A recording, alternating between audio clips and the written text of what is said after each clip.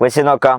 If a comma b be the orthocenter of the triangle whose vertices are 1 comma 2, 2 comma 3 and 3 comma 1 and I1 is equal to integral a to b x sine of 4x minus x square dx, I2 is equal to integral a to b sine of 4x minus x square dx, then 36 I1 divided by I2 is. Actually ഇത് വളരെ simple question ആണ്. ചെയ്ത് നോക്കിയവർക്ക് 72 കിട്ടിയിട്ടുണ്ടാവും. നമ്മൾ രണ്ട് integrals അവർ തന്നിരിക്കുകയാണ്. I1 എന്ന് പറഞ്ഞ integral a to b x into sine of 4x minus x square എന്ന് പറഞ്ഞാൽ x ഇൻറ്റു 4 minus x ആണ്.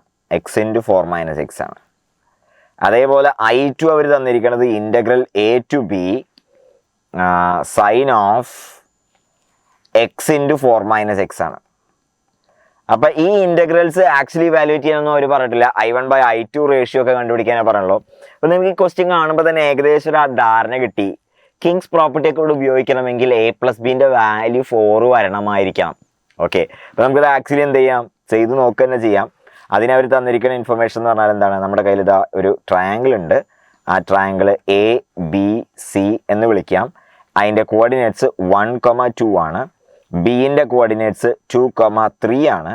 സിൻ്റെ കോർഡിനേറ്റ്സ് അവർ തന്നിരിക്കുന്നത് 3,1 ആണ്. ഇവിടെ എവിടെയോ ഓർത്തോ സെൻറ്റർ ഉണ്ട്.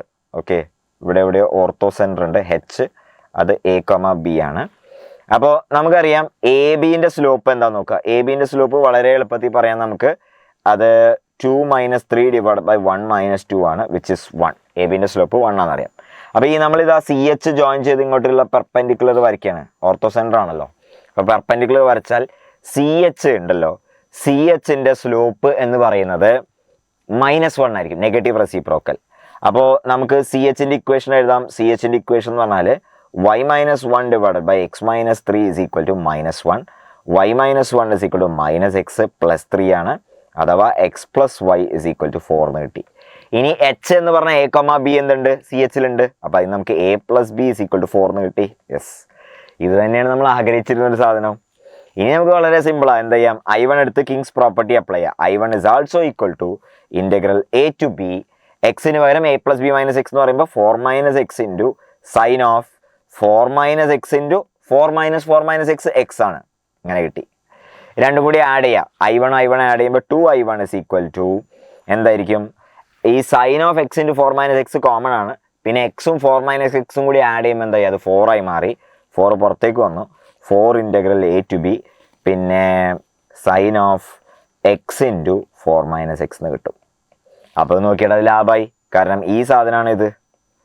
This is nothing but I2. അപ്പോൾ 4I2 എന്ന് കിട്ടും.